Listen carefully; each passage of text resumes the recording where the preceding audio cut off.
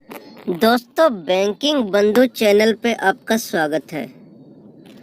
आज का हमारा जो विषय है वो है पर्सनल लोन और होम लोन टॉपअप में से कौन सा बढ़िया है, कौन सा बेस्ट है और आपको कौन सा लेना चाहिए। देखिए, इसकी जानकारी लेने से पहले हम ये चाहेंगे कि आप दोनों में क्या क्या डिफरेंसेस हैं वो आप जान लीजिए, समझ लीजिए।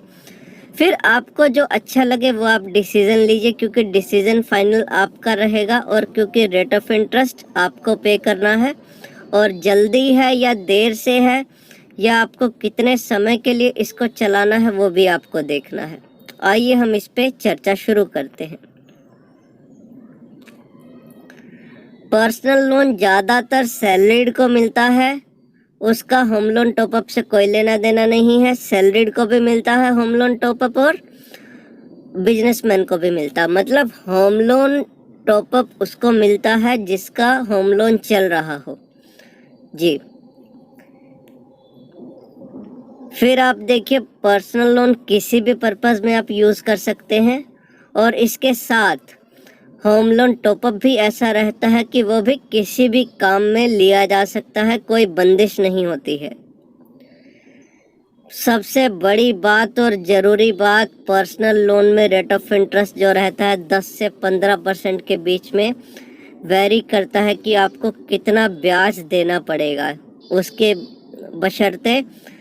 हाउसिंग लोन टॉपअप में क्या रहता है, 8% के आसपास का रेट ऑफ इंटरेस्ट रहता है जी। ये देखने वाली बात है, पर्सनल लोन में कितना रेट ऑफ इंटरेस्ट है और हाउसिंग लोन में कितना। फिर आ जाइए लोन अमाउंट के ऊपर। पर्सनल लोन में ज़्यादा से ज़्यादा 10-12 लाख रुपए आपको पर्सनल लोन मिल जाएगा अगर आपकी सैलरी बढ़िया है तो। हाउसिंग लोन टॉपअप में 1 करोड़ तक का टॉपअप आपको मिल जाता है। को एप्लीकेंट, पर्सनल लोन अकेला आदमी ले सकता है, किसी को फैमिली मेम्बर को ऐड नहीं कर सकता है। जबकि दूसरी साइड हाउसिंग लोन में क्या रहता है, आपकी ज़रूरत के हिसाब से आप इसमें अपने फैमिली मेम्बर्स को ऐड कर सकते हैं, जिससे आपकी इनकम बढ़ जाती है और लोन भी आपका बढ़ जाता है। पर्सनल लोन में एलटीवी रेशो नहीं होता है। पर्सनल लोन अनसिक्योर्ड होता है, बिना किसी सिक्योरिटी गारंटी के आपको मिलता है, इसीलिए इंटरेस्ट ज़्यादा होता है।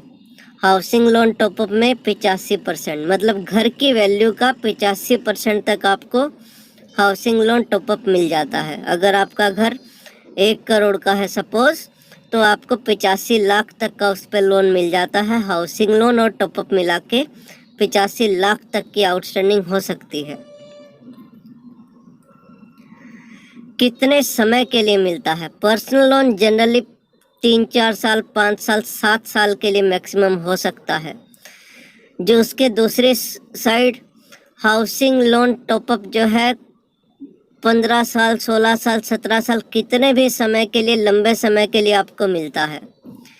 ईएमआई अमाउंट, पर्सनल लोन में ईएमआई बहुत ज़्यादा रहती है, क्योंकि ब्याज भी ज़्यादा होता है और समय कम होता है। उसके अगेंस्ट हाउसिंग लोन टॉपअप में ईएमआई सबसे कम रहती है।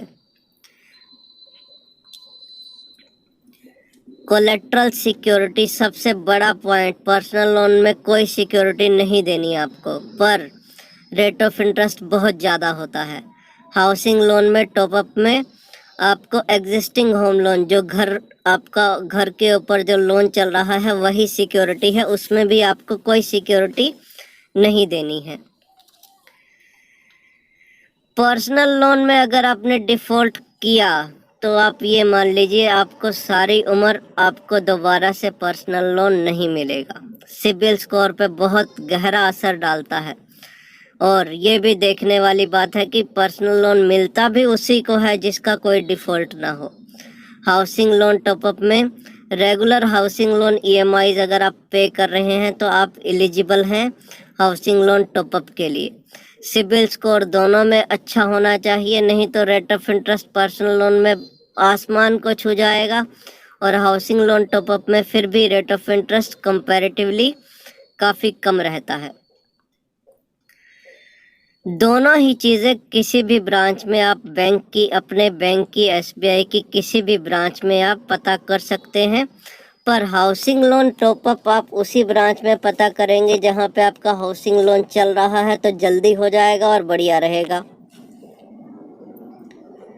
पर्सनल लोन क्विक होता है, मिनटों में आपको योनो ऐप पे जाके ऑनलाइन अप्लाई करना है, तुरंत 15 मिनट 20 मिनट मैक्सिमम आपके खाते में पैसा आ जाएगा। Housing loan top up time consuming होता है, आपका सर्च वैल्यूएशन दोबारा से होगा, आपके प्रॉपर्टी की वैल्यू देखी जाएगी, आंकी जाएगी, आपकी इनकम आंकी जाएगी, सब देखने के बाद फिर हाउसिंग लोन आपको दिया जाता है। टैक्स बेनिफिट, पर्सनल लोन में कोई टैक्स बेनिफिट नहीं है, बल्कि हाउसिंग लोन टॉपअप में हाउसिंग लोन की तरह ही टैक्स बेनिफिट होता है। ये समझने वाली बात है, हाउसिंग लोन टॉपअप में हाउसिंग लोन की तरह ही टैक्स बेनिफिट आपको मिलता है, पर ये सब अब 2021 में घटने जा रहा है, इसीलिए ये यहाँ पे बेनिफिट को नो लिखा गया है। Preclosure foreclosure penalty या चार्जेस पर्सनल लोन में बहुत ज़्यादा होते हैं, 2 से 5%। हाउसिंग लोन टॉपअप में part payment, prepayment, foreclosure कुछ भी नहीं होता है। ये ध्यान देने वाली बात है, कुछ नहीं होता है, इसीलिए सस्ता रहता है ये। एलिजिबिलिटी कैसे कैलकुलेट होती है? पर्सनल लोन में सैलरीड को मिलता है, इसीलिए सैलरी आपकी SBI में अगर आ रही है तो सैलरी आपकी वहीं से देख ली जाएगी। ITR वगैरह फॉर्म 16 वगैरह आपको देने होंगे, और योनो पे कुछ नहीं देना है आपको। योनो से आप तुरंत अप्लाई कर सकते हैं, सिस्टम आपका अपने आप से कैलकुलेट करता है। हाउसिंग लोन टॉपअप में वही सब डॉक्यूमेंट चाहिए होते हैं जो हाउसिंग लोन के दौरान आपको देने होते हैं। Application form, search valuation, asset liability, सब, पैन कार्ड, आधार कार्ड, ITR वगैरह, ये सब जानकारी आप बैंक में भी पता कर सकते हैं। आप परेशान मत होइए, क्योंकि बैंक में जाने के बाद आपको इन डॉक्यूमेंट्स को इकट्ठा करने में आपको हेल्प की जाती है कि कैसे हो पाएंगे। अब देखिए कौन सा, सब जानकारी के बाद कौन सा लोन अच्छा रहता है। No doubt housing loan top up, home loan top up जो है वो काफ़ी अच्छा रहता है, बढ़िया रहता है, क्योंकि आपको भी दोबारा से कोई सिक्योरिटी नहीं देनी है, किसी भी तरीके का कोई बंदिश नहीं है, और रेट ऑफ इंटरेस्ट काफ़ी सस्ता होता है और लंबे समय तक के लिए मिल जाता है। प्री पेमेंट भी कोई, फोर क्लोजर भी कोई पेनल्टी नहीं है। दूसरों की टिप्स एंड ट्रिक्स से बचें आप, और इस वीडियो को ज़्यादा से ज़्यादा शेयर करिए, किसी के बहकावे में मत आइए कि कौन सा लोन लेना चाहिए कौन सा नहीं। यहाँ हमने वीडियो में पूरा डिस्कशन आपके साथ किया है, तो हाउसिंग लोन टॉपअप जो है वो बेस्ट बनता है। बिना सोचे समझे आप SBI की ब्रांच में जाके इसके बारे में चर्चा करें, और अगर आपको ज़रूरत है तो पर्सनल लोन की बजाय हाउसिंग लोन टॉपअप लीजिए, वो सस्ता है और बढ़िया है। जी, उम्मीद करते हैं आपको वीडियो पसंद आई होगी। आप इसे अपने दोस्तों के साथ, अपने मित्रों के साथ, फैमिली में, WhatsApp ग्रुप में ज़रूर शेयर करिए, ताकि उनका भी फ़ायदा हो सके, वो भी पर्सनल लोन से होने वाले अपने नुकसान से बच सकें। धन्यवाद।